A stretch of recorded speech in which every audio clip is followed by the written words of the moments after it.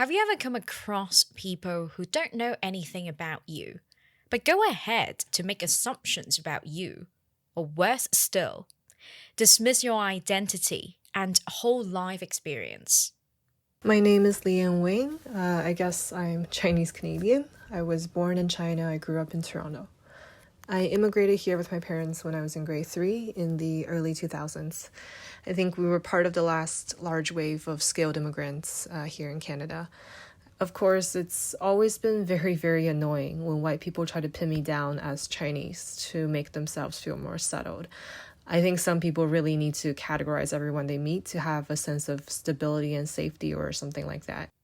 That was Leanne Wang, a Chinese Canadian video director who will tell us about how unconscious bias about race and identity still influence the media industry and the visibility of ethnic minorities in popular culture. And I'm your host, Isabel Wong. In this episode of Proudly Asian, we take a deeper look into identity and why some people just fail to address their unconscious bias.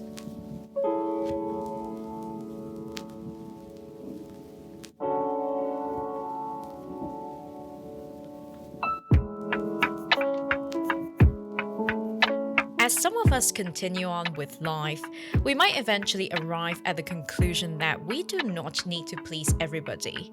And if somebody chooses not to see us, there's no reason for us to acknowledge the person either.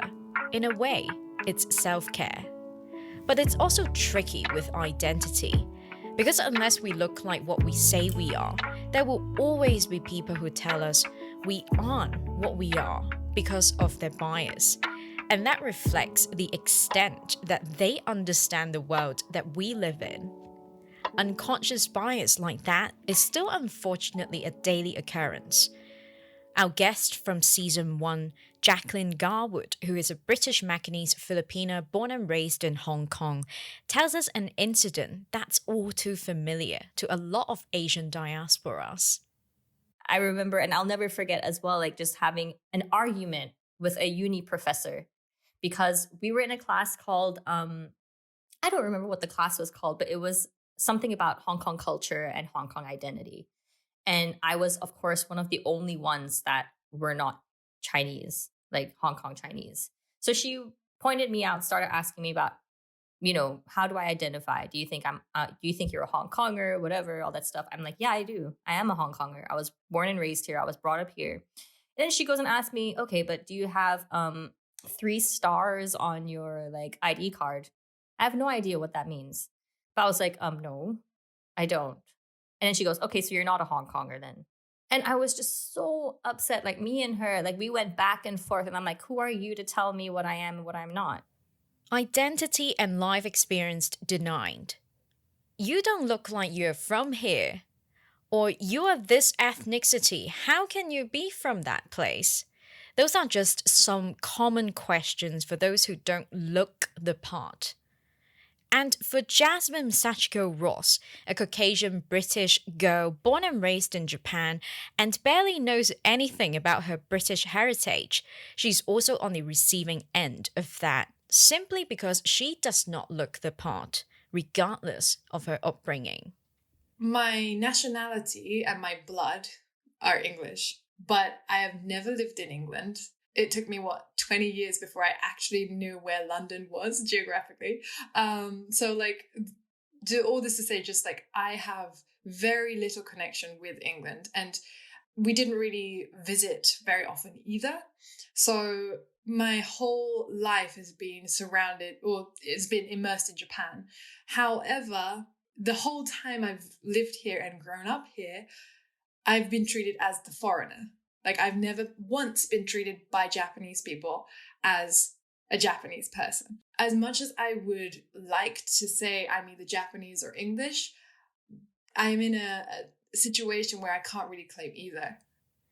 No matter where we go, the world and people are so quick to try to tell us what they think we are and what we are not. But many of us are stuck between 2 or more identities, and we simply don't have one identity to settle in. And in fact, why should we? I think I found navigating my identity quite challenging throughout my childhood, and only really made peace with it over the last few years. I basically landed on apathy. I realized that I was not into patriotism for any country, and that while I'm quite okay with being from China and being Canadian, I didn't really need people to see me as part of any culture. I think my cultural composition is pretty much 50-50. Most people lean one way or the other, but like most identity tags, I think it's really more of a spectrum than a multiple choice test. Identity is a spectrum, not a multiple choice test, as Leanne beautifully puts it.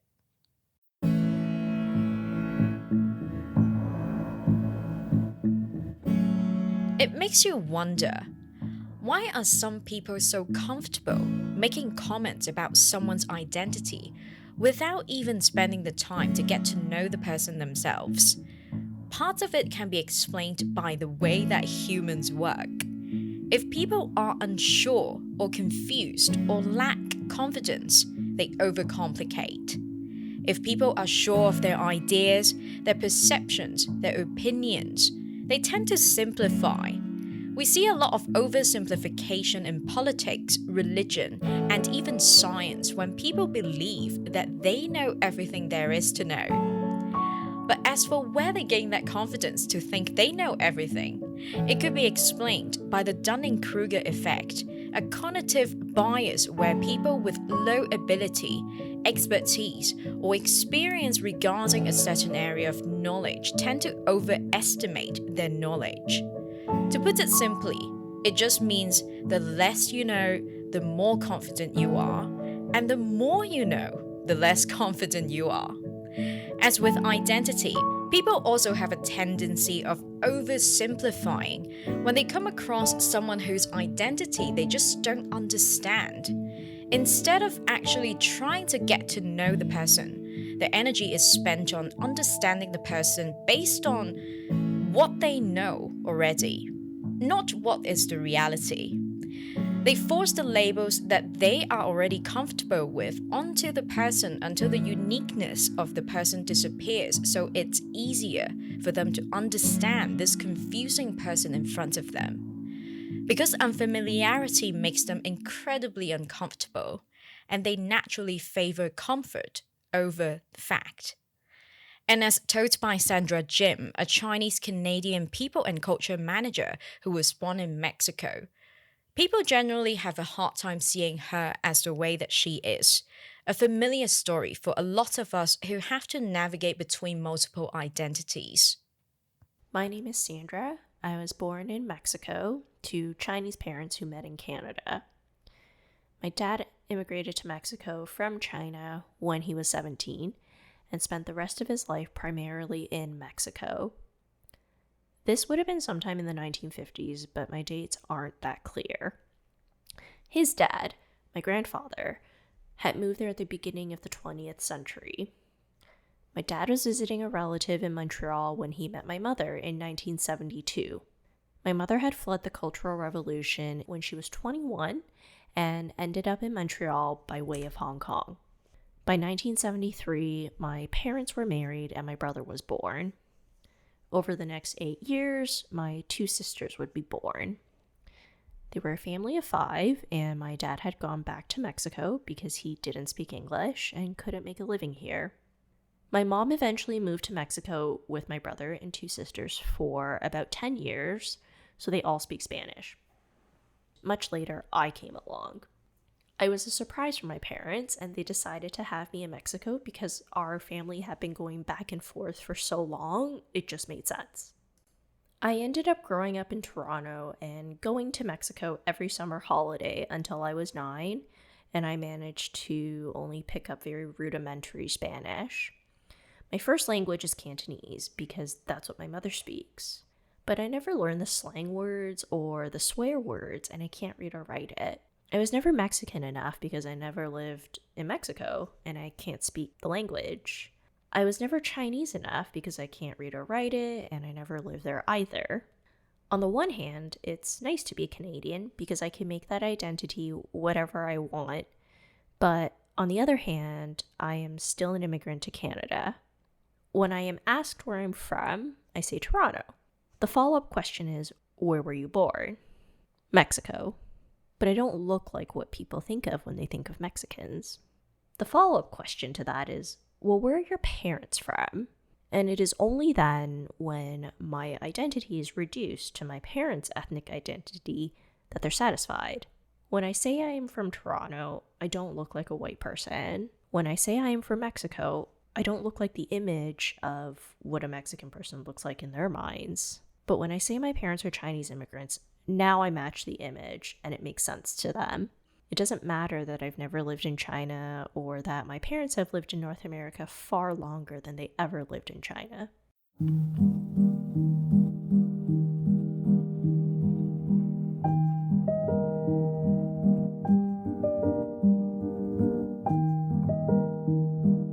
I remember working in a small project team with a senior Asian woman. In the team, there's this other guy. I couldn't quite pinpoint his ethnicity, but safe to say non-Asian, and to most Asians in Asia, he would be seen as white, despite he's not really, or a foreigner in Asia. For those who know a thing or two about living in Asia, you would know that favorable treatments for non-Asian foreigners in Asia is still a thing.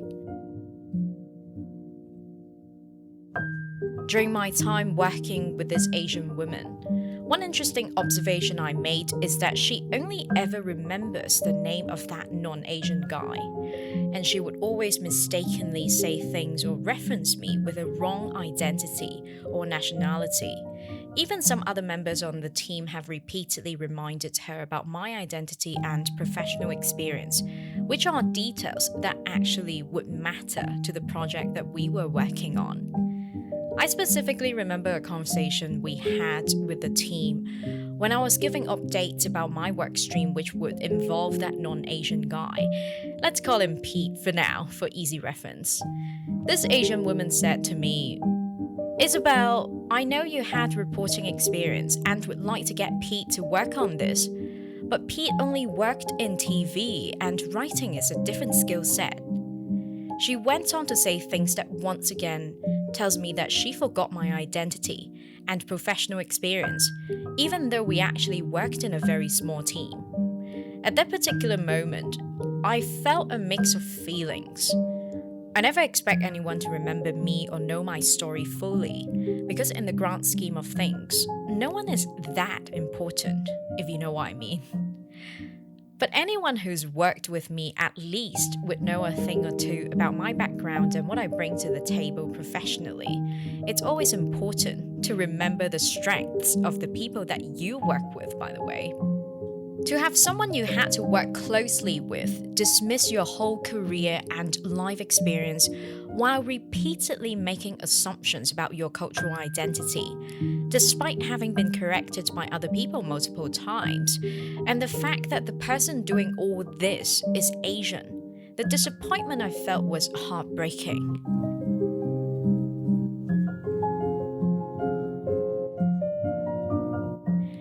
In a world where Asians still need to fight hard against systemic racism and bamboo ceiling, the least Asians could do for each other is to understand each other's experience and struggles and try to lift each other up, not taking each other down with biases that belong in the colonial era. To put it simply, we are not helping each other enough.